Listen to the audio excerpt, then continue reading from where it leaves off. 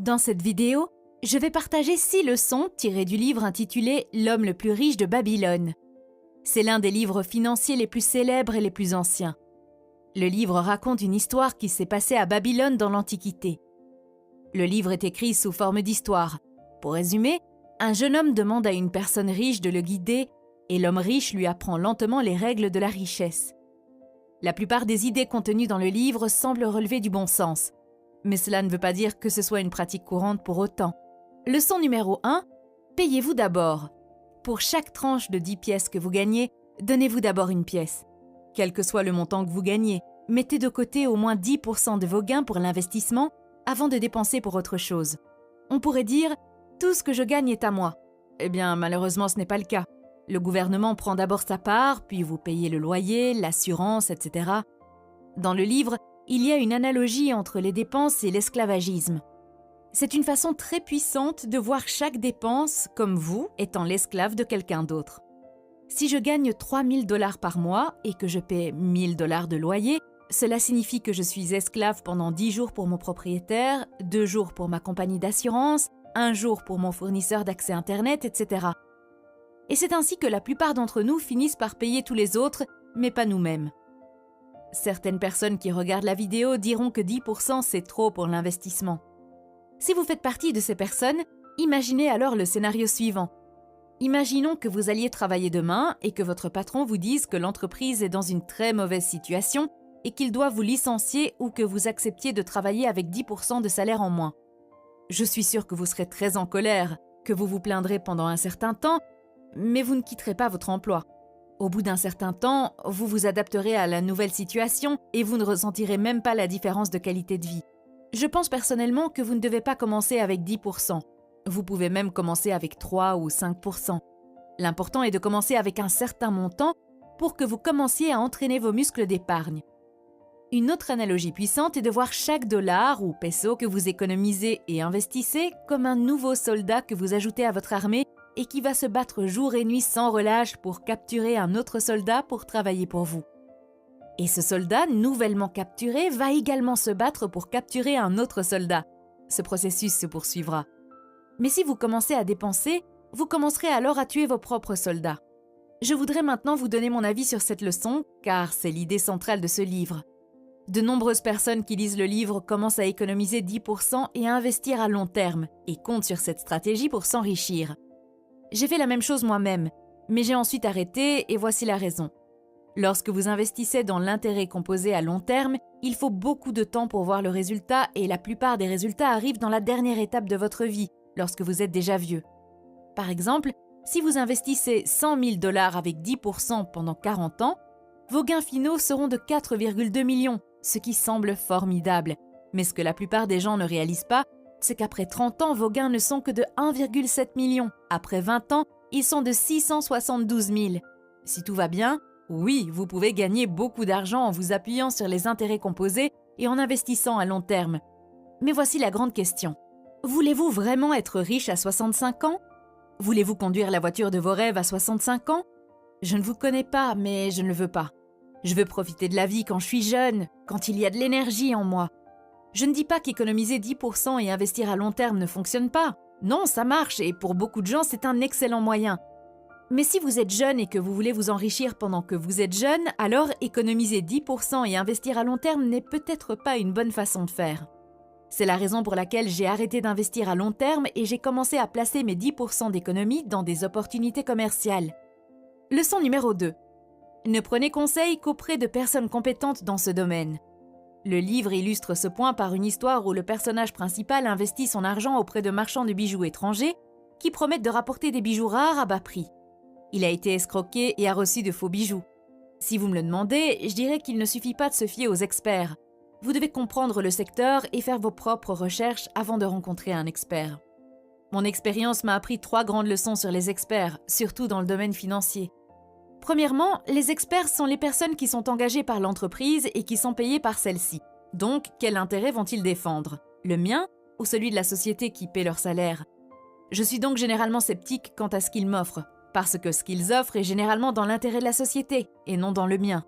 Deuxièmement, Chaque fois que certains experts me disent que c'est le meilleur produit dans lequel investir, je lui demande toujours s'il y investit personnellement, si c'est une si grande opportunité.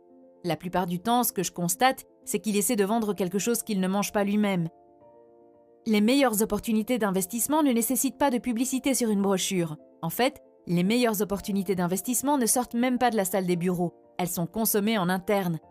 Lorsqu'une société immobilière ou son employé trouve le meilleur bien immobilier, il n'y va pas pour l'annoncer sur le site web. S'il le peut, il l'achète lui-même ou veille à ce qu'il soit acheté en interne par son entreprise ou ses collègues autour de lui.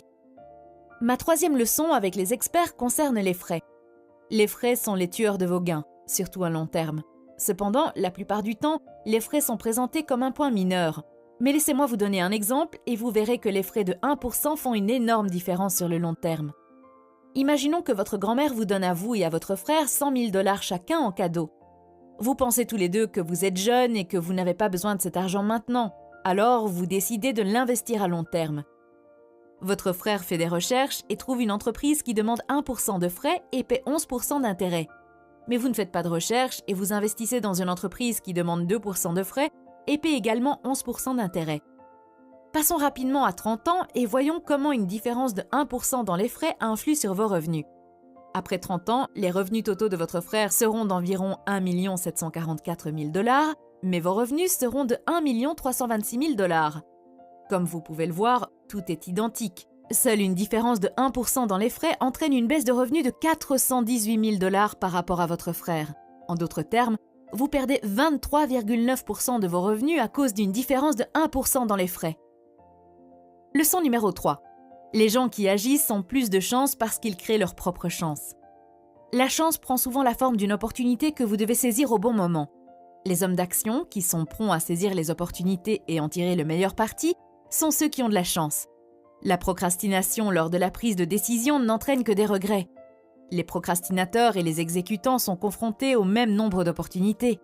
Ce qui les différencie, c'est la quantité d'opportunités que les exécutants tentent de saisir.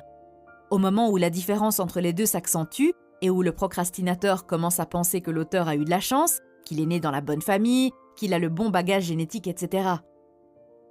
Il y a quelques semaines, je parlais à un ami et nous avons commencé à parler d'un livre intitulé « Pensez et devenez riche ». Il m'a dit qu'il avait vu beaucoup de gens acheter et lire ce livre, mais qu'il n'avait jamais vu quelqu'un devenir vraiment riche.